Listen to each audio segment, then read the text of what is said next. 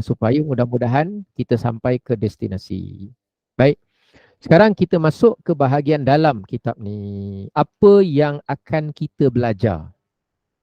Apa yang akan kita belajar ni gambaran umum untuk kali pertama ni lah. Baik, first kali kita tengok bahagian kandungan. Depan-depan ni dia tak ada buat muka surat lagi ni. Belum keluar muka surat dia. Dekat bahagian kandungan, muka surat sebelah kiri masuk bahagian kanan. Bahagian kanan dia ada tulis atas sekali muqaddimah. Kemudian masuk bahagian pertama. Walaupun kitab ini kitab fiqh, tapi sudah menjadi tradisi ulama terdahulu, walaupun kitabnya nak menceritakan tentang fiqh, tapi tetap mereka biasanya masukkan bab akidah dulu sikit. Paling kurang secara ringkas. Jadi kitab ni kira-kira tak terkecualilah daripada itu. Sebab tu kat depan dia tengok bahagian pertama kita akan belajar sikit tentang apa? Rukun Islam. Rukun Islam ada berapa, apa ceritanya, kaitannya dan sebagainya. Kemudian kita juga akan belajar bahagian kedua, iaitu rukun iman. Rukun iman dan ada sedikit kita akan belajar juga tentang makna la ilaha illallah. Yang tu kita akan belajar. Kemudian bahagian ketiga baru dia masuk fiqh. Bahagian ketiga baru dia masuk dalam fiqh. Jadi ceritanya bab 1 kita akan belajar bab bersuci. Kenapa bab bersuci dulu kita belajar? Sedangkan rukun Islam, syahadah, okeylah. Dah selesai kita belajar rukun iman, rukun Islam. Kemudian mendirikan solat. Rukun Islam kan gitu, dirikan solat, tunaikan zakat, puasa Ramadan, tunaikan haji.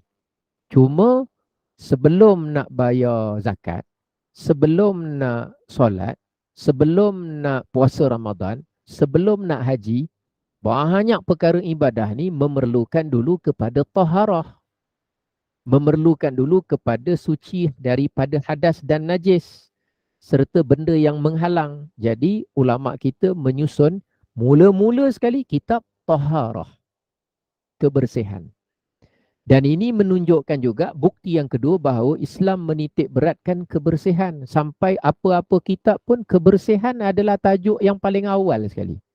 Dia tak tajuk awal kekuatan atau tajuk awal kesihatan atau tajuk awal ialah kebijaksanaan kepandaian. Memang kebijaksanaan, kepandaian, kerajinan tu semua perlu. Tapi dalam urusan hidup ni, antara benda yang penting sekali, mula daripada segala mula-mula yang nak dimulakan adalah kebersihan.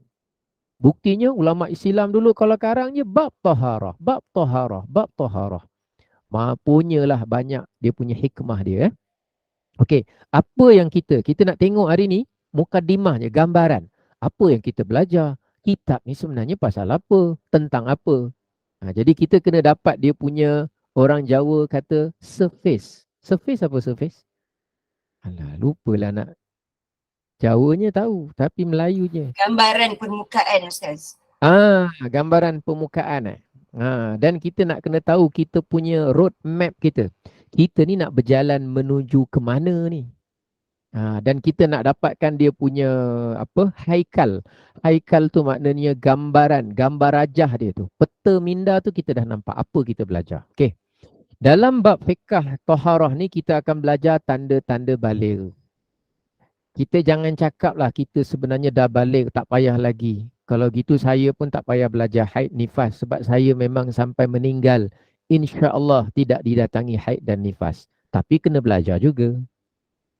Imam Syafi'i pakar juga haid nifas. Jadi bukan soal kita sudah atau belum.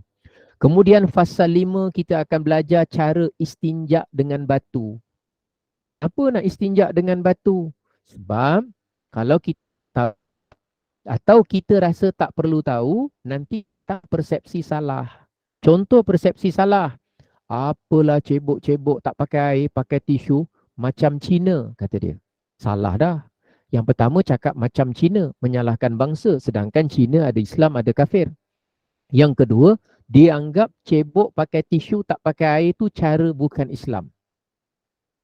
Ada tak orang fikir gitu? Pengotor tak pakai air, pakai tisu aja. Boleh pula, maaf cakap lah, bahasa kasar sikit. Berak pakai tisu aja. Awak tak belajar ke dalam Islam? Pakai tisu saja, tak pakai air boleh. Walaupun ada air Ustaz. Walaupun dia duduk sebelah tangki air taman. Dia duduk sebelah tangki air taman. Duduk sebelah sungai. Tapi dia nak cebok juga, beristinja pakai batu. Atau pakai kertas. Atau pakai kayu. Atau pakai tisu. Boleh. Dia bukan tayamum. Tayamum ketika cukup syarat, tak ada air dan cukup syarat, baru tayamum. Kalau istinja pakai batu, tak kira. Ada air, tak ada air, boleh saja kalau nak pakai batu. Bila dia, sebab tu bila orang kadang dia perkecilkan, remehkan ilmu yang kecil, sebenarnya dia sendiri tak faham dan nanti dia akan berpendirian dengan pendapat yang menunjukkan dia sendiri tak faham. Itu yang kita nak elakkan pada diri kita tu. Nampak macam biasa. Alah Ustaz, sekolah agama dulu kita dah belajar dah. Nanti kita tanya. Kalau ada air boleh tak pakai batu? Ada air janganlah. Nampaklah dia tak faham sebenarnya cerita. Kalau orang tu cebok pakai tisu okey tak? Air ada tapi saja tak nak pakai air. Pakai tisu saja. Kotorlah pengotor. Nampak sangat jawapan dia jawapan orang tak faham. Kata dah belajar. Sebab tu tak mesti kita sudah belajar, kita ingat. Tak mesti kita sudah belajar, kita faham. Tak mesti kita dah belajar, kita dah beramal. Dan tak mesti kita dah belajar, kita mampu memahamkan orang lain yang belum belajar. Contoh senang cerita, macam baru-baru ni lah viral tentang apa? Pakai khuf Pakai, ada tahu, tengok. Apa? Yang sapu air wuduk pada stokin. Sapu wuduk, sapu kaki tu di atas token. Tu contoh. Contoh, dia belajar boleh sapu. Dia belajar boleh sapu atas sarung pada kaki. Sarung pada kaki tu atas buku lali. Dia cuma belajar gitu je. Jadi bila tak tahu dengan tepat, akhirnya musafir. Pakai kasut stokin gitu, sapu atas gitu saja. Rupanya dia tak belajar syarat-syarat dia yang detailnya, mesti syarat dia apa, maksud stokin di zaman Nabi, ciri dia apa maksud stokin, perkataan yang sama tapi berbeza dia punya ciri-ciri syarat yang ada. Macam itulah. Jadi itulah sebersikit kita akan belajar. Untuk makluman semua, saya orang yang bukan khusus dalam bidang fiqah. Terus terang saya cakap ni awal-awal. Yang kedua, saya bukan bidang syariah. Bidang pembelajaran saya bukan syariah. Cuma untuk pembelajaran kitab ni, lebih kurang 80% saya tahu. Lagi 20% saya tak tahu. Jadi kalau sampai masa tu tanya, tiba-tiba saya kata saya tak tahu, jawapan dia memang tak tahu lah. Jangan kecewa pula. Sebab memang bukan. Kalau ada benda saya kata, yang ni saya tak tahu. Tak tahu, saya tak tahulah. Kalau yang mana saya tahu, saya tahu. Dan kalau ada benda saya tersilap cakap, insya-Allah saya tidak berkeberatan untuk membetulkan pada sesi yang akan datang atau pertemuan yang akan datang. Tapi insya-Allah mudah-mudahan okeylah semua insya-Allah. Kemudian kita akan belajar lagi, tengok fasal 6, rukun wuduk. Rukun wuduk mesti sekira-kira kita dah habis belajar satu kitab ni, kita buka kandungan, saya tanya, saya panggil Hajjah Zakiyah Abdullah, tolong cerita secara ringkas fasal 8. Tapi jangan tengok buku lah. Oh Ustaz, pasal 8 ya. Pembahagian air Ustaz. Air ni terbagi kepada beberapa bahagian Ustaz. Yang pertama, air teh ais. Yang kedua, teh 3 layer. Yang ketiga, teh panas. Yang keempat, teh tarik. Yang kelima, teh beku kata dia. Contoh. Bukan orangnya jawab begitu. Contoh. Dia sikit pula. Hajjah Latifah Sukarjo. Rukun mandi wajib apa? Dia pun jawab, rukun mandi wajib saya ingat Ustaz. Yang pertama, kepercayaan kepada Tuhan. Kedua, kesediaan kepada raja dan negara. Tiga, keluhuran perlembagaan, kedaulatan undang-undang, kesopanan dan kesusilaan. Contoh, bukan dia jawab gitu. Ni contoh. Jangan pula kecil hati kita, dia contohkan kita jawab salah. Bukan, ni contoh saja. Maknanya cerita apa-apa-apa dia. Contoh itulah. Dan harapan saya dekat Gema Noriman tu nanti macam tu lah. Ha, eh? Contohnya macam tu. Tadi rukun apa? Rukun mandi wajib. Tu yang saya jawab rukun negara kan? Saya okey rukun negara kot. Rukun negara. Tak apalah. Maknanya kita tukar tajuk kitab lah, senang cerita. Untuk jadikan jawapan tu betul, ubah soalan, senang. Jawapan tadi betul jika soalannya segini. Contohnya gitulah. Kasih adik hafal rukun negara sebelum mandi hadas kan. Itulah. Jadi, okey baik Jadi kita belajar pengertian niat dan tertib. Tengok pasal 7. Pembahagian air, mutlak macam mana, musyammas macam mana, mutanajis macam mana. Kalau kolam tu lebih daripada 2 kolah, masuk najis tapi tak berubah air, adakah automatik jadi mutanajis atau masih mustakmal? Macam itulah. Dan benda ni penting sebab bukan sebab kita, alah saya tak buat benda ni, saya tak kena benda ni, tak kemarau tempat kita. Bukan kerana tu. Nanti istinjak guna macam tadi istinjak guna batu tu kita akan guna, contohnya kita melancong di negara yang tak ada air. Ataupun negara yang kita melancong tu jenis tandas dia tak guna macam kita ada paip getah. Ataupun kita naik kapal terbang yang mana dia punya bilik air dia tu memang air terhad. Ada orang dia bersihkan dengan guna tisu basah. Dia lupa kalau terkena basah sahaja automatik wajib dengan air baru dia besar. Dia ada cara dia lah nanti. Kita cerita nanti insyaAllah. Mesti sapu dengan benda kering dulu dan sebagainya. Okay, Kita akan belajar fasal 11. Syarat sah wuduk. Nombor 12. Perkara yang membatalkan wuduk. Jangan ingat kentut saja. Okey. 13. Perkara yang haram dilakukan bagi orang yang berhadas kecil, orang berhadas besar. Kalau hadas kecil, ada 4 perkara tak boleh. Nanti hadas besar, haid dan junub, dia tak boleh perkara, berapa perkara lagi. Nanti orang haid nifas, dia ada tambah lagi jadi 10 perkara. Kalau dia ditalakkan, maka suaminya yang mentalakkan ketika dia haid, jadi hukumnya haram. Rupanya ketika hadas besar, suami jatuhkan talak, berdosa. Jadi besok, kalau ada orang pergi kes mahkamah, tiba-tiba dah dipanggil, dah ditentukan tarikh untuk lafazkan cerai oleh suami dia, hakim tanya, awak biasa period hari apa, berapa hari bulan? Biasanya, dia yang tak pernah belajar fiqah, apalah Tuan Hakim tak senonoh tanya period orang bila? Nampak? Lepas tu dia viral. Dia kata, ada pejabat kadi tak senonoh tanya aku period bila? Orang tanya tu supaya bulan depan awak datang, suami awak lafaz talak tu ketika awak dalam keadaan apa tadi? Suci. Sebab kalau sengaja lafaz pada tarikh yang awak period, maka hukum dia berdosa. Hakim dengan pejabat kadi tu kerja dia memang dia tanya tu untuk tujuan tu. Bukan sebab sibuk nak tanya awak period bila.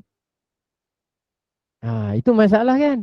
Sebab dia tak tahu, dia kata, apa ustaz tu, nampak je pakai songkok hitam, baju biru, belakang gambar masjid Kubah biru. Sibuk tanya period orang. Bukan dia tanya dia tu sibuk-sibuk nak tanya. Jadi bila kita tahu, jadi kita tak adalah sensitif pada benda yang tak patut sensitif. Kemudian tak sensitif pada benda yang patutnya kita sensitif. Jadi kita letak sesuatu tu lebih tepat.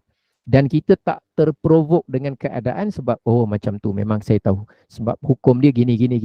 Jadi dia tengah nak adjustkan macam ni. Kalau faham kan kita tak teremosi. Itu contoh. Saya bagi contoh-contoh untuk kita tahu tau kenapa kita nak belajar ni.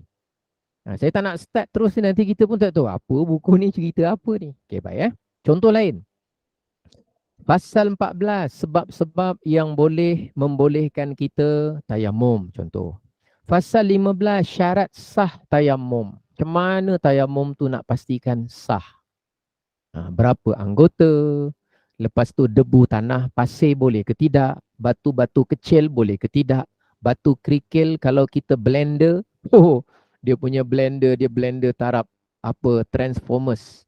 Dia blender batu tu jadi kering. Jadi batu halus. Dah jadi kuari dah tempat rumah dia. Contoh boleh ke tak? Okey Kemudian kita belajar rukun tayamum, perkara yang boleh membatalkan tayamum. Sebab tayamum ni, bila kita tayamum, kita dah siap tayamum, nak solat, lori air sampai. Lori, bawa tangki air, lori tu bawa, dia ada tangki air belakang, lori air sampai. Adakah automatik tayamum kita batal? Tak kentut, tak sentuh tangan lelaki perempuan, tak ada buang air kecil, tak ada buang air besar. Kita tengok nanti Sebab sebahagian orang alim ketika dia menyampaikan pengajian, tiba-tiba ada orang lain, orang lebih alim daripada dia sampai ke tempat itu, maka ketika itu dia akan stop pengajian dia, dia akan persilakan orang yang lebih alim tu untuk bercakap. Sehingga mereka buat satu simpulan bahasa, idza wujidal ma'u batalat tayammum. Apabila tiba air, maka batallah tayamum. Tiba air maknanya ulama yang lebih besar, perkara yang lebih afdal, yang utama, maka tayamum batal. Maknanya saya tak layak untuk bercakap. Maknanya persilakan. Sampai macam tu pun ada dalam perumpamaan. Itu contoh. Kemudian, bawah fasal 18, benda najis yang boleh berubah menjadi suci. Dia berubah sendirinya. Pembahagian najis, tengok tu. Pengertian najis mughallazah, najis berat. Najis berat tu berapa kilo? Contoh najis gajah, 2,5 kilo. Masuk kategori najis berat ke, najis ringan ke, najis sederhana. Nak tengok juga. Bawah, najis mukhaffafah, najis ringan. Tai lalat. Tai lalat berapa gram? Contoh. Dia pun fikir agaknya, betul ke kita belajar? Kita kena pergi zoo kena timbang tahi gajah. Bukan. Ini berat secara hukum. Bukan berat kilo. Kilo tu saya saja gurau aja. Macam rukun negara tadi. Ini contoh. Mutawasitah. Baik. Terusnya. Tengok sebelah. Fasal 20. Ada ni. Jangan berangan. Ni saya cerita betul-betul ni. InsyaAllah. Fasal 20, cara menyucikan najis belajar. Macam mana nak sucikan najis mughallazah. Saya hari tu, dekat depan rumah saya tu, selang jalan lah, ada tai. Najis lah kita sebut tai pula. Ada najis lah. Najis tu, najis anjing lah. Jadi saya terpijak. Bila saya terpijak, terkena tumit saya sekali lah. Pakai selipar. Lalu cepat-cepat saya panggil anak saya. Saya panggil anak saya. Anak saya dia sekolah agama, dia dah belajar. Tapi tak tahu dia dah tengok betul-betul ke cara basuh. Lalu saya pun cakap dengan dia, macam ni. Tengok, papa dah terpijak tai anjing. Jom tengok macam mana. Ambil kunci. Ambil cangkul. Kunci pula. Ambil cangkul kecil tu. Saya pun cangkul tanah. Cakap ambil baldi kecil tu. Bawa sini. Tengok. Air ni campur air tanah. Campur dengan air. Kocak.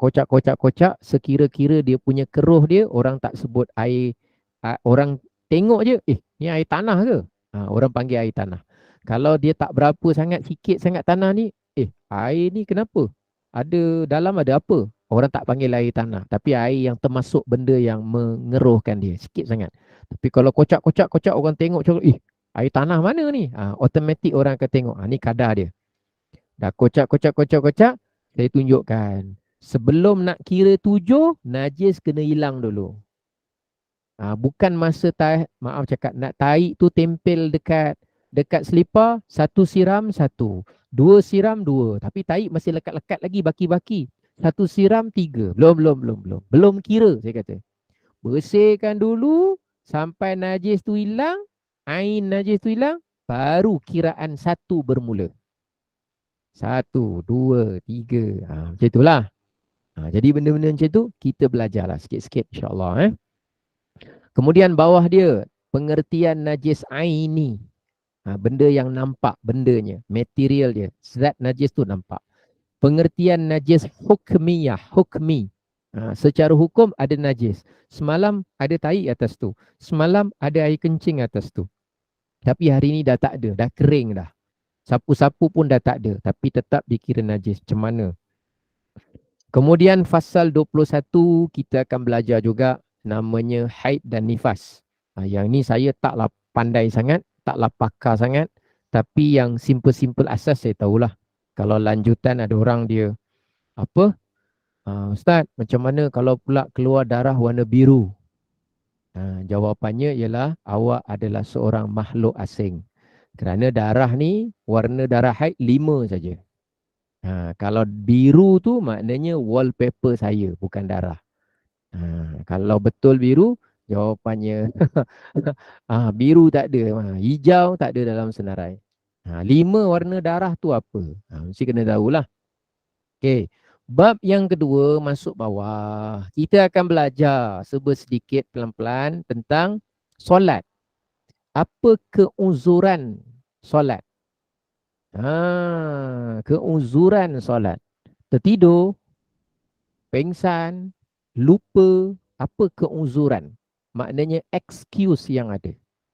Excuse yang ada. Kemudian syarat sah solat. Macam mana solat nak sah? Ngadap kiblat, tutup aurat, bersih najis, bersih hadas, masuk waktu. Adalah cerita dia. Dan akan datang, kalau boleh kita tengok tajuk je, kita dah ingat satu-satu poin secara ringkas. Tu yang penting tu. Setiap kali belajar je, tengok balik kandungan. Jangan perkecilkan susunan kandungan ni. Dia sebenarnya nota-nota pengingat asas untuk kita. Sebenarnya. Tengok kandungan je, kita tahu apa cerita kat dalam. Bawahnya kita akan belajar juga rukun solat.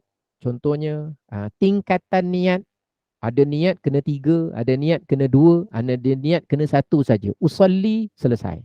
Ada yang kena usalli farda apa? Contohnya lah. Usalli farda apa? Contohnya lah. Nanti ada cerita. Syarat sah takbiratul ihram. Macam mana takbiratul ihram yang betul? Syarat sah membaca Fatihah. Pasal 29. Tempat-tempat yang kita sunat angkat tangan. Ada 4 tempat. Sunat angkat tangan. Lain daripada tu tak sunat. Ada 4 nak kena tahu. Syarat sah wujud sujud. Sujud kena berapa anggota? 7 anggota. Saya pernah sembayang tengok ada orang, dia sujud, kaki belakang dia, jari kaki tu terangkat. Pernah tengok tak orang sujud itu? Orang perempuan biasa tak nampak sebab dia pakai apa? Kadang pakai telekung lah, kecuali dia pakai seluar, lepas tu dia pakai stokin kan. Tapi kalau dia pakai tekung, kita tak nampak lah. Orang perempuan pun tak nampak. Tapi orang lelaki ada tau. Sujud, kaki belakang terangkat. Lutut jejak, tangan jejak lah, kepala dahi jejak. Tapi kaki belakang tu, dia terangkat. Kalau dia sakit, cerita lain. Tapi ni tak sakit, tak apa. Cuma tak cukup. Saya pernah tengok tu, singgah RNR, dah gelap-gelap kan, kita nak sembahyang jamak takhir kan. Jamak takhir, ingat kan, dah pukul 12 lebih, pukul 1 tu nak sembahyang jamak takhir, ingat sembahyang nak singgah masuk surau. Sekali tengok, ada orang sembahyang lah. Bagus juga ni. Dapat jadi makmum ni, jemaah ni. Ambil wuduk, ingat nak jadi makmum dia. Sekali datang tengok, lah, dia sembahyang kaki belakang terangkat. Tak jadi kita nak ikut dia sebagai makmum. Sembahyang sendirilah. Lepas sembahyang sendiri, ingat nak beritahu, orangnya dah jalan dah. Tapi kira syukurlah masa dia sujud tu, kaki belakang dia tak jejak. Tapi lutut, tangan, dahi jejak lagi. Tak dapat bayang kalau saya datang, semua tak jejak. Jam dah pukul 1 pagi. RNR seorang-seorang. Sekali tengok, semua tak jejak. Jawapan dia, insya-Allah lah saya terus keluar. Saya terus berazam untuk sembahyang di RNR lagi satu lah. Saya bukan penakut, cuma dia yang berani sikit kepada saya. Kita ni gitulah. Tu contoh. Banyak contoh petang ni nak bagi faham ni. Contoh. Baik, seterusnya. Lagi apa kita akan belajar? Syarat sah sujud. Tasydid dalam ayat penting. At-tahiyyatul mubarakatus salat. Semua kan ada 21. Yang wajib 16. Tut-tayyibatu lillah. Kalau tak ada tahiyat tasydid tu susah kita. Tak sah. Ataya. Awak pergi kedai tayar, awak tukar. Kereta awak memang tayar dah tak ada bunga. Bukan ataya. At-tahiyyatu. Atta, satu tasydid. Hiyyatu, 2 tasydid. Itu contohlah.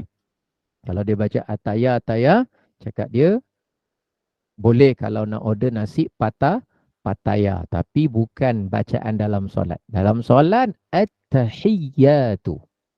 Belum cerita yang lain-lain lagi. Contoh. Seterusnya, kita kena belajar waktu solat. Tu, nampak tu? Pasal 33. Waktu solat bukan pukul 1 suku. Waktu solat bukan pukul 4:30. Waktu solat bukan pukul 7:10. Waktu solat bukan pukul 8:35. Itu jam. Penentuan waktu solat bukan jam, bukan masjid, bukan azan, bukan kalender, bukan apps. Penentuan waktu solat sebenar yang kita kena belajar ialah matahari. Kalau apps tu menepati matahari, kita boleh ikut pada apps tu. Jadi kita nak tahu yang matahari tu kita kena tahu. Kemudian tempat saktah dalam solat, ada saktah. Jangan ingat Quran je ada saktah sin saja. Tapi dalam solat, kita tengah solat pun ada saktah. Tapi tak adalah sin. Jangan tanya Ustaz, sin dia kat mana? Saktah asal makna dia ialah diam. Bahasa Arab sakata tu diam. Uskut, diam. Orang Arab kalau cakap uskut. Uskut tu maknanya apa? Diam. Uskut. Kalau banyak sangat cakap, nama dia biskut. Mungkin dia sibuk makan biskut. Dari bahasa Arab, uskut maknanya diam. Saktah diam. Diam. Diam maknanya kita diam, tidak membaca apa-apa. Ada 6 tempat saktah. Contoh, masuk fasal 36. Ni cerita sikit-sikit dulu ni. Apa yang akan kita belajar. Tempat wajib tomak ninah. Ada berapa tempat wajib tomak ninah? Kemudian, sebab ada orang faham tomak ninah tu maknanya subhanallah. Tomak ninah bukan subhanallah. Ada orang subhanallah dah sampai 10 kali tapi tak tomak ninah. Ada orang tomak ninah tapi tak ada baca subhanallah. Subhanallah tu kadar lama tomak ninah. Tapi tomak ninah bukan subhanallah. Tu jadi kita nak tengok nanti. Kemudian, contoh lain, sebab-sebab sujud sahwi. Sujud sahwi. Sebab selain sujud sahwi ada sujud syukur. Kalau sujud syukur kita buat luar solat. Kalau sujud tilawah, sajadah, kita buat luar solat ada, dalam solat pun ada. Kalau sujud sahwi, dalam solat. Sujud sahwi sebab dia lupa, sujudnya 2 kali. Sujud tilawah sebabnya baca ayat sajadah, sujudnya sekali. Sujud syukur sebab ada kegembiraan yang mengejut. Kegembiraan yang datang mengejut kepada kita. Maka kita ada sujud tapi 1 kali. Seterusnya, kita akan belajar pasal 39, perkara yang membatalkan solat. Contoh, pasal 40, jenis solat yang wajib jadi imam. Ada solat tak wajib imam niat jadi imam. Contoh solat zuhur, asar, maghrib, isyak, subuh. Imam tak wajib niat sebagai imam. Sunat dia niat sebagai imam. Yang wajib niat sebagai makmum adalah makmum. Imam sunat saja.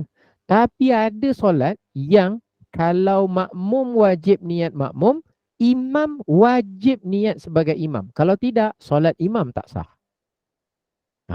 Contohnya nanti ada. Solat Jumaat salah satu contoh. Contohlah. Okey, seterusnya. Pasal 40, pasal 41, syarat sah solat berjemaah. Kita akan belajar sikit lah. Lepas tu keadaan solat berjemaah, imam yang sah diikut, imam yang tak sah. Lepas tu dia masuk sikit tu, pasal 43, 44 tu, jamak takdim. Ada pernah dengar? Jamak takhir, jamak takdim, ada kan?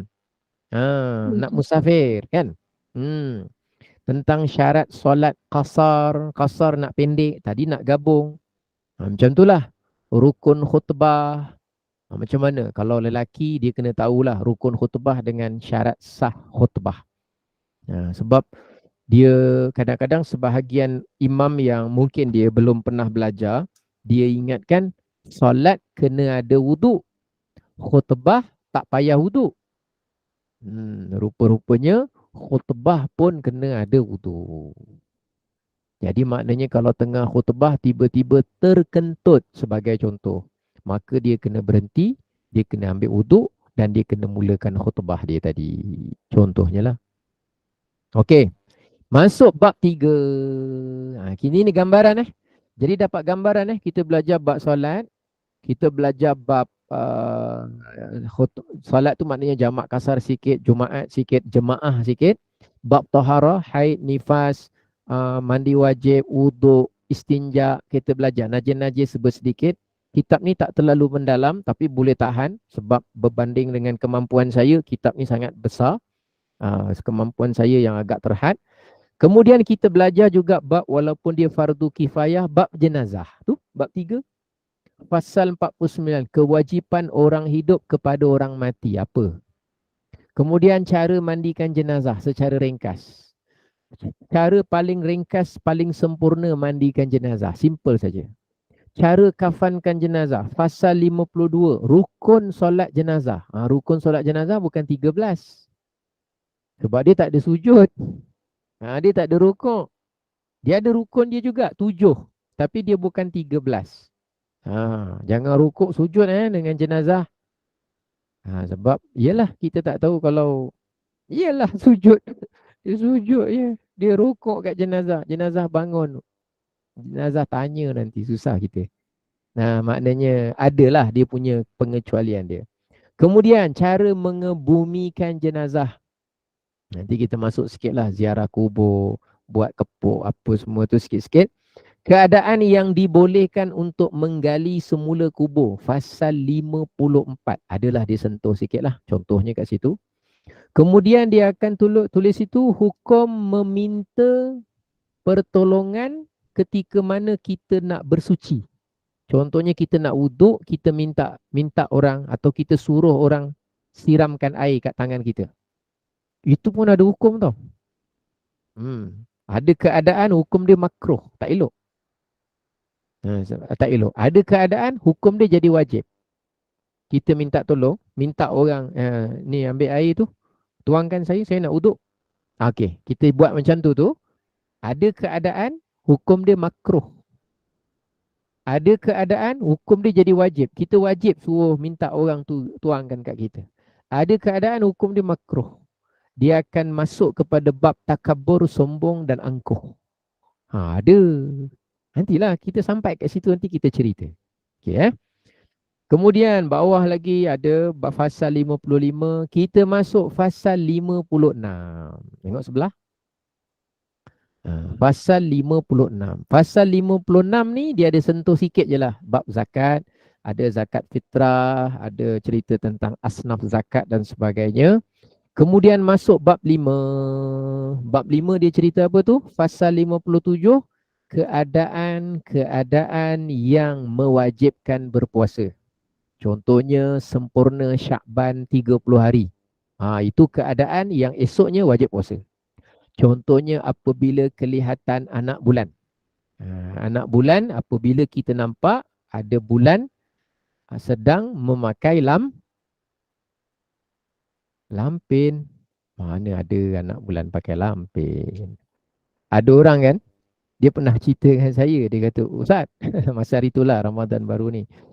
Anak dia orang tengah sibuk cerita pasal anak bulan lah Ustaz. Emirates, Dubai, jangka nampak dulu Ustaz, UAE. Dia kata gitulah.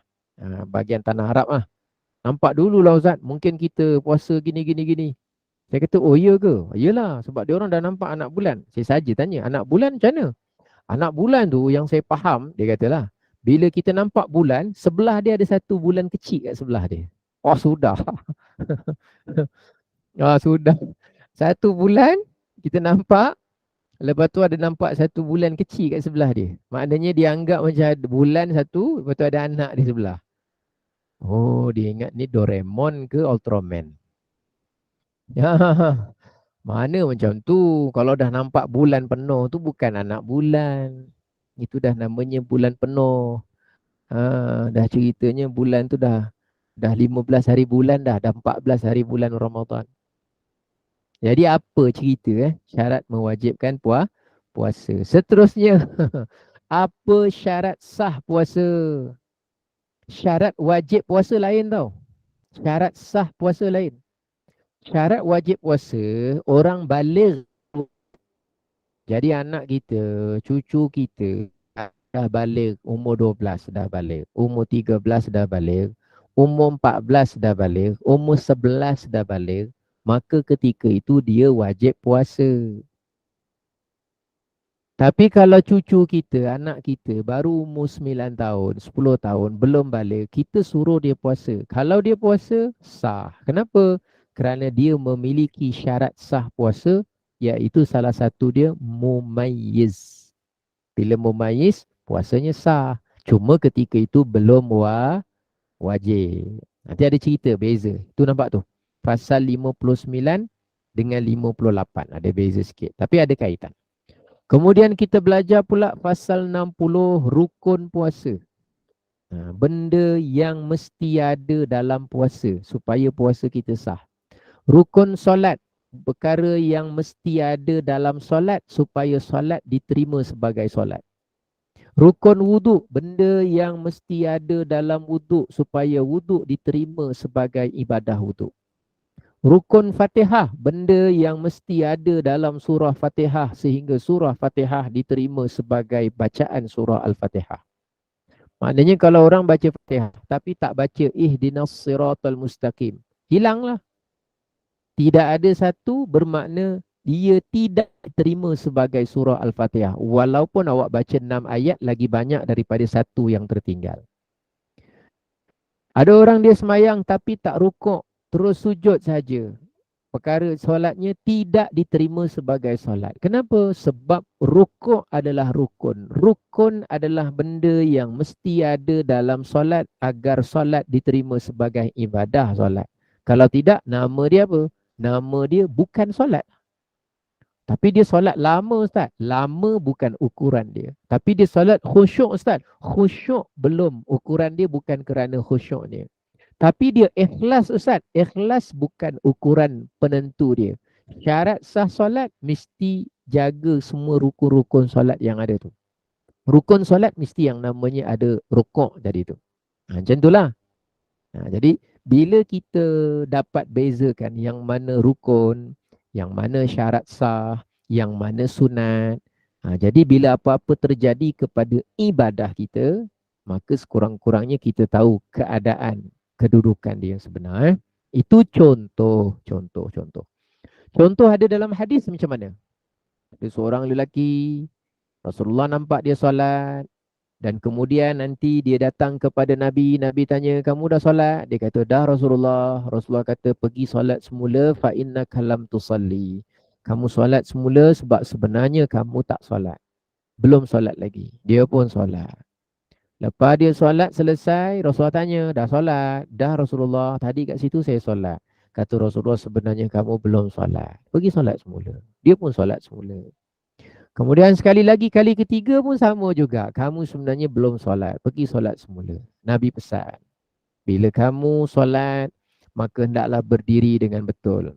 Thumma raka' dan kemudian rukuklah hatta tatma'inna raki'an. Sampai kamu bertomakninah masa rukuk.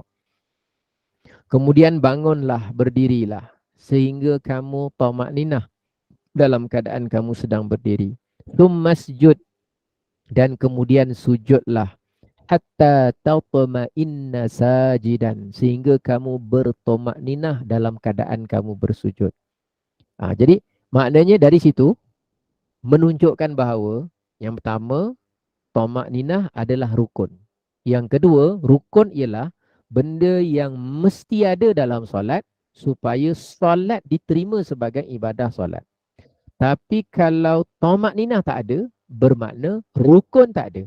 Bila rukun tak ada, walaupun baik, walaupun ikhlas, walaupun khusyuk, walaupun, tetapi tidak memenuhi rukun solat, tidak diterima sebagai ibadah solat. Dengan sebab itu, Nabi suruh orang itu sembahyang semula kerana sesungguhnya kamu tidak sembahyang. Jadi benda-benda macam itulah. Kita akan belajarlah sikit-sikit pelan-pelan.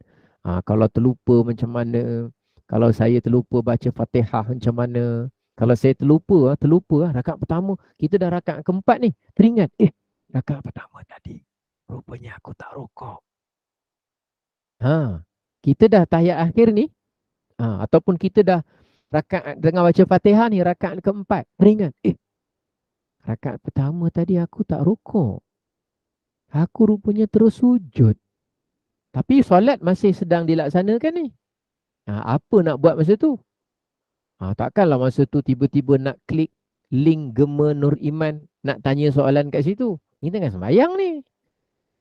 Takkan nak klik. Lepas tu tanya pula tu. Takkan nak buat macam tu kan?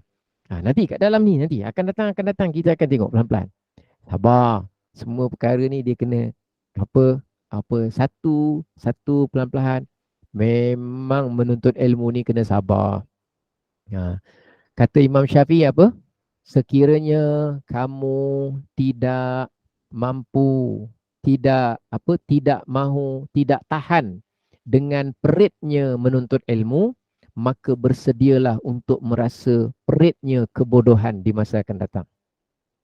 Peritnya jahil, menderitanya jahil. Sekiranya kamu tidak tahan dengan peritnya menuntut ilmu, kena sabar, letih apa semua, tak tahan lah, penat lah menuntut ilmu ni, maka bersedialah untuk merasakan peritnya kebodohan dan kejahilan nanti pada akan datang. Jadi kita dah rasa kan keadaan di mana, ya Allah, kalau jahil memang tak tahu nak buat apa, main tam aja, asal boleh saja. Perit kejahilan tu kita dah pernah rasa dalam bab-bab yang lain. Tapi ada perkara pula bila kita dah mula dapat ilmu, kita rasa lah rupanya macam ni cara dia. Sebenarnya macam ni jalan keluar dia. Sebenarnya, jadi kita dah mula nampak memang betul kata Imam Syafi'i, dan saya sendiri merasakan betul lah. Tak mungkinlah Imam Syafi'i itu nasihat benda yang sia-sia. Yang mana beliau kata kalau tak bersedia merasa peritnya menuntut ilmu, maka bersedia saja untuk merasakan peritnya kebodohan ataupun kejahilan. Sebenarnya jahil pun perit juga sebenarnya. Cuma kita ingat, mungkin kita fikir dulu tak berapa penting sesuatu jenis ilmu tu, atau mungkin kita belum berpeluang lah istilahnya tu. Tapi sekarang Allah bagi peluang ni, mudah-mudahan kita dapat garap sungguh-sungguh lah. Ada orang cakap dengan saya, dia kata, Ustaz, sayanglah Ustaz, kita ni dah tua-tua baru dapat jumpa ilmu ni. Saya kata tua? Tua mana? Umurnya berapa? Ya kita ni dah umur dah 60 baru jumpa ni. 60 belum tua. 60 tu kira muda. Ustaz, merapik apa cakap 60 muda? Saya cakap iya, 60 kira muda. Sebab di Malaysia ni umur 93 baru jadi Perdana Menteri. Jadi Hajar ada peluang lagi 6 kali pilihan raya untuk bertanding. Kalau nak bertanding.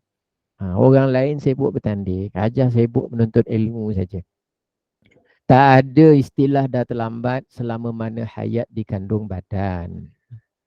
Tak ada cerita yang namanya terlambat selagi mana kita masih dekat alam dunia. Sempat, insya-Allah.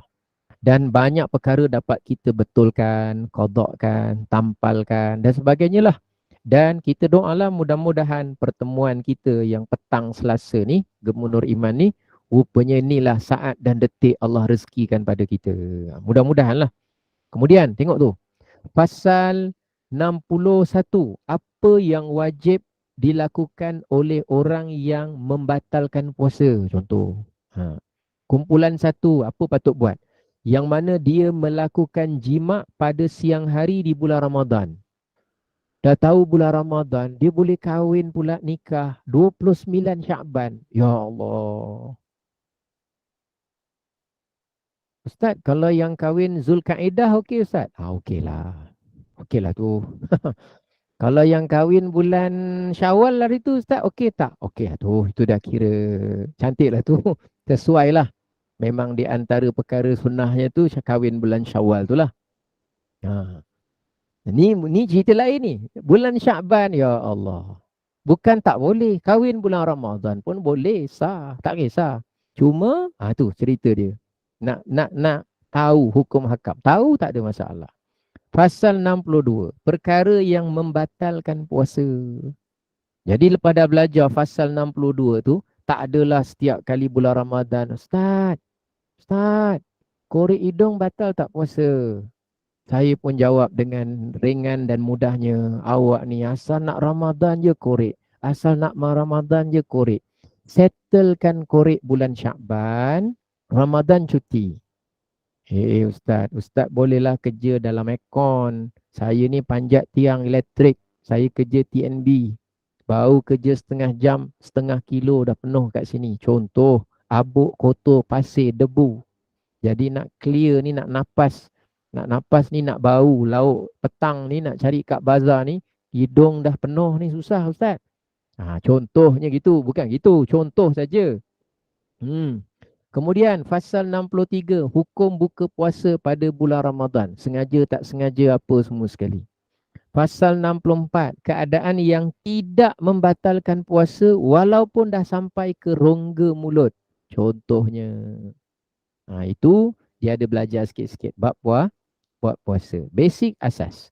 Yang mana saya tahu, insya-Allah saya kongsikan. Yang mana saya tak tahu, macam tadi saya sebut, lebih kurang 20% saya tak tahu, saya jawab saya tak tahu. Bab 6. Yang ini bab terakhir yang kita akan belajar juga. Sikit-sikit. Syarat wajib haji. Minta tolong ya, siapa yang ada kemampuan, duit dalam akaun 100,000, 200,000, 300,000, dapat pampasan, KWSP, duit pencen, duit apa-apa-apa. Kalau ada lebih lah 100, 200, 300,000, 400,000. Dan kalau kita boleh ada usaha untuk pergi secara package yang 60,000, yang 80,000. Sekira-kira tidak menyebabkan kita tu jadi kesusahan atau orang yang di bawah tanggungan kita tu hidup melarat kesusahan. Dengan sebab itu, kita sebenarnya mesti berusaha cari jalan, gunakan jalan package tadi untuk menunaikan fardu haji. Kecuali kalau itu pun dah tak ada, yang package pun dah habis, cerita lain. Mesti ada usaha. Sebab ada sebahagian orang dia ada kemampuan, memang duit dia ada juta. Tapi dia pergi tunggu juga panggilan tabung haji giliran tu. Sudahlah, duit awak ada 300, 400 ribu. Awak sibuk sangat fikirkan sangat kenduri kendara yang awak nak buat untuk walimah. Ni satu lagi. Walimah ni, kita kena tahu asal, macam mana kita kena tahu cerita asal korban. Kita tak bebankan diri kita pada benda yang sebenarnya sampai jadi penekanan penting pada kita. Saya bukan kata tak boleh buat dan jangan buat, bukan. Untuk kita buat pertimbangan kalau dapat ilmu tepat. Contohnya gini, kita ada seorang budak lelaki, dia nak kahwin. Yang kena buat walimah tu siapa? Habis seorang lelaki, dia dah balik, dia nak kahwin. Yang kena buat walimah tu siapa? Bapak lelaki? Bukan. Mak lelaki? Bukan. Mak perempuan? Bukan. Bapak perempuan? Bukan. Yang kena buat walimah siapa? Lelaki. Budak lelaki tu. Budak lelaki tu yang kena buat walimah. Sebenar cerita je. Saya nak fahamkan gini. Tapi Ustaz, kita nak tolong anak kita. Jangan tapi dulu. Ambil yang saya cakap tu dulu, buat pertimbangan, tapi nanti tahun depan baru cakap tapi dengan saya. Buat pertimbangan. Kita dah hidup berpuluh tahun, pertimbangan kita ialah mak bapak kena siapkan, mak bapak perempuan kena siapkan. Majlis kena sekali buat kat perempuan, sekali kena buat kat lelaki. Saya tak kata tu salah. Saya nak cerita harta yang Allah bagi kat kita ni, kita kena tahu keutamaan, kewajipan yang mana kita kena buat dulu. Sekira-kira kalau kita mati, yang mana kena soal dulu. Okay, cerita dia. Ini contoh. Bila kita faham benda ni nanti, membantu kita buat pertimbangan dengan lebih cermat. Contohnya, anak lelaki kita nak kahwin, yang kena buat majlis dia. Lain masa dia dilahirkan, yang sunat buat akikah tu kita, bukan dia. Sunat ke atas kita. Bukan dia sunat buat akikah dia, tak. Kita sunat buat akikah kerana kelahiran dia. Walaupun dia yang lahir. Dia dilahirkan. Tapi masa dia nak kahwin, yang kena buat walimah tu dia. Jadi pada asal ceritanya tak ada yang kena buat rumah perempuan, kena bagi belanja untuk keluarga perempuan buat juga majlis. Asal cerita, saya bukan cakap tak boleh. Bukan. Saya bukan anti majlis kahwin. Bukan. Bukan itu, jangan. Orang Jawa sebut don't get me wrong. Please. Please hear to me carefully. Ah, sentence by sentence. Okay? Okay, word by word, satu-satu, kena faham. Yang saya maksudkan ialah, kalau dia dah tahu, pertama, dia tak ada kewajipan apa pun mengeluarkan belanja untuk anak dia. Tak, tapi tu kan anak kita. Jangan tapi, kan saya kata jangan tapi, faham dulu asal. Kita tak ada kewajipan keluar, saya bukan tak nak keluarkan. Saya kalau anak saya nak kahwin pun saya keluarkan belanja juga. Tapi saya nak cerita, itu tidak wajib. Majlis anak kita pun tak wajib, sunat walimah. Okey, dalam sunat tu penekanan dia tinggi sebab dia melibatkan mengisytiharkan hubungan dan ikatan. Okey, anak kita tu yang bertanggungjawab. Ukuran mampu buat walimah tu dia, bukan kita. Aku tak ada duit lah bapa engkau ni, macam mana nak buat majlis engkau. Dia tu ada kemampuan ke tidak? Sebab yang kena buat walimah tu dia, bukan kita. Baik, kemudian ceritanya bukan kena buat majlis kat rumah perempuan. Siapa cakap kena buat majlis kat perempuan? Tak buat pun tak apa. Yang kena buat ialah lelaki itu. Dia nak buat kat rumah dia ke, kat dewan ke, kat mana ke. Yang penting ada majlis walimah itu, yang lelaki itu yang menganjurkan belanja majlis itu. Dia lah. Ukuran kemampuan tu dia. Jadi baru nampak simbol penyerahan itu memang kepada seorang lelaki. Bila tak ada buat majlis kat orang perempuan, orang kita akan lebih berhati-hati dalam nak menyerahkan anak perempuannya kepada seseorang. Sebab majlisnya kat sana ditanggung sepenuhnya oleh orang lelaki tersebut. Dan macam mana kita nak baca karakter kepimpinan dan juga tauladan yang ada pada lelaki yang kita nak serahkan anak kita kepadanya untuk dia bawa sampai ke akhirat. Sebab isteri ni dia pegang je akad, cerita dia sampai mati, lepas mati. Nak bawa sampai ke sana. Jadi oleh kerana itu, bila dia faham, oh rupanya perbelanjaan duit yang aku ada sebenarnya lebih kepada aku wajib pergi haji. Duit ada 150,000. Beli package baru 50,000, 60,000. Oh, aku ada kewajipan untuk menguruskan haji aku package lebih utama daripada aku mewajib-wajibkan diri aku untuk majlis anak aku. Tapi kita kan majlis nak anak, bantu anak juga. Boleh, tak ada cerita tak boleh. Cuma kita dengan ilmu berhati-hati menyusun keutamaan. Bukan untuk kerana ustaz cakap. Ni bukan sebab ustaz cakap. Sebab bila kita mati saja yang akan ditanya apa? Adakah kamu dah selesaikan solat kamu? Tak, selesai. Puasa kamu? Puasa selesai. Zakat kamu? Zakat selesai. Haji kamu? Kenapa tak selesaikan? Saya tunggu kota. Kota tabung haji kamu tak dapat. Tapi kota package banyak. Dan kamu berkemampuan. Saya tak kemampuan sebab saya nak buat majlis anak saya. Buat majlis anak kamu, siapa yang kata wajib? Dan siapa yang kata pergi haji wajib? Ini contoh saja. Bukan malaikat tanya gitu. Kalau ditanya pada kita, kita ready tak jawapan? Buat walimah untuk anak kamu buat walimah sunat. Kamu buat walimah untuk anak kamu pun tak ada tuntutan. Kalau kamu buat, volunteer, ada rezeki banyak, ada lebih, silakan. Sangat bagus, bantu anak kita. Tu anak kita, kita sayang. Tentang bantu tak ada masalah. Tapi buat perkara yang tak wajib atau yang sunat, sehingga meninggalkan rukun, sedangkan yang rukun tu ada jalan yang boleh, yang jelas, yang ada cara untuk dapat, tapi sengaja tak berbuat apa-apa. Yang tak wajib tu gunakan segala cara untuk nampak grand, belanja banyak. Maka ketika itu kita akan muhasabah diri kita. Sebenarnya aku ni mengurus harta sendiri yang Allah beri pun aku tak reti. Kita tak nak cari masalah, kesalahan masyarakat, bukan. Jadi kita nak lebih berhati-hati supaya, tapi Ustaz kalau gitu kita tak payahlah buat majlis kahwin anak kita. Itu maknanya salah faham. Habis Ustaz kalau gitu selama ni saya buat majlis anak perempuan saya tu maknanya tak tepat lah Ustaz. Itu nama dia salah faham. Saya tak kata majlis salah, saya tak kata majlis tak tepat. Saya tak kata majlis tak payah buat. Saya tak kata orang tak payah tolong anak. Bukan itu maksud saya. Lagi sekali, bahasa Jawanya don't get me wrong.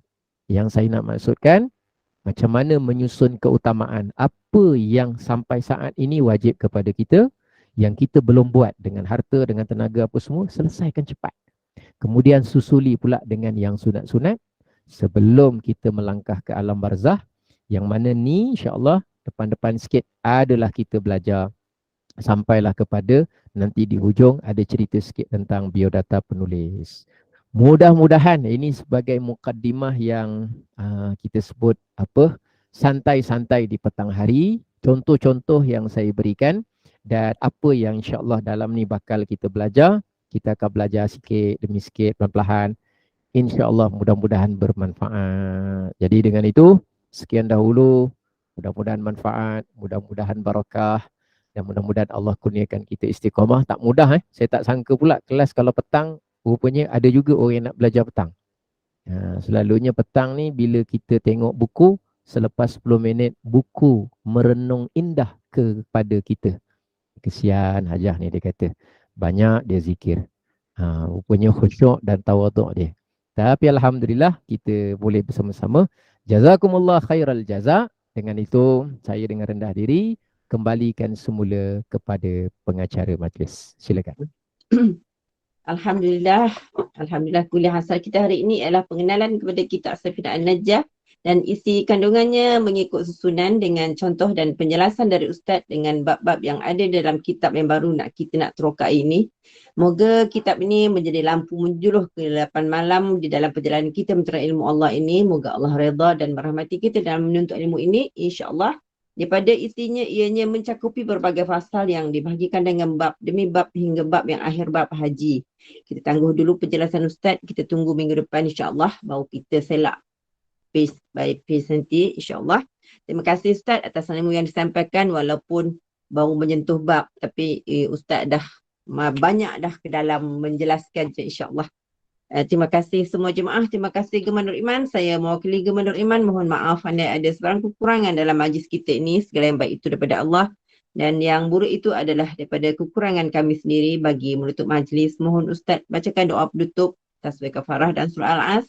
Dan saya sudahi dengan wabillahi taufiq wal hidayah. Wassalamualaikum warahmatullahi wabarakatuh. Silakan Ustaz. Waalaikumsalam warahmatullahi wabarakatuh. Subhanakallahumma wa bihamdika asyhadu an la ilaha illa anta astaghfiruka wa atubu ilaik. Bismillahirrahmanirrahim. Wal 'asr innal insana lafi khusr illa alladhina amanu wa 'amilus salihati wa tawasaw bil haqqi wa tawasaw bis sabr. Shadaqallahul 'azim. Terima kasih. Sama-sama. Assalamualaikum.